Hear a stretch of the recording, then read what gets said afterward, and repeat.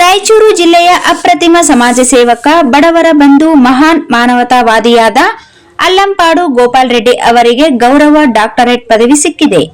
ಉತ್ತಮ ಜನಪರ ಚಿಂತನೆ, ಕಷ್ಟದಲ್ಲಿರುವವರಿಗೆ ಸಹಾಯ ಹಸ್ತ ಚಾಚುವುದು, ವ್ಯಾಪಾರದಲ್ಲಿ ತೊಡಗುವ ಉತ್ಸಾಹಿಗಳಿಗೆ ಎಲ್ಲಾ ವಿಧದ ಸಹಕಾರ ನೀಡುತ್ತಿರುವುದನ್ನು ಗುರುತಿಸಿ ಕೇಂದ್ರ ಸರ್ಕಾರದ ಮಾನ್ಯತೆ ಪಡೆದ GHRPF ಸಂಶೋಧನಾ ಸಂಸ್ಥೆಯು ಅಲ್ಲಂಪಾಡು ಗೋಪಾಲ್ ರೆಡ್ಡಿ ಅವರಿಗೆ ದಿನಾಂಕ 10ರಂದು ಗೌರವ ಡಾಕ್ಟರೇಟ್ ಪದವಿ ಪತ್ರ ನೀಡಿ ಗೌರವಿಸಿತು.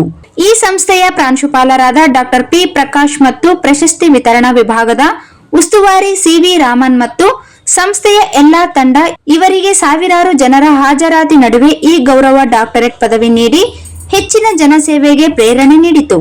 ಅಳಿಲು ಸಮಾಜ ಸೇವೆ ಗುರುತಿಸಿ ಪದವಿ ನೀಡಿ ಗೌರವಿಸಿದ ಸಂಸ್ಥೆಗೆ ಅಲ್ಲಂಪಾಡು ಗೋಪಾಲ್ ರೆಡ್ಡಿ ತುಂಬು ಹೃದಯದ ಧನ್ಯವಾದ ಅರ್ಪಿಸಿದರು.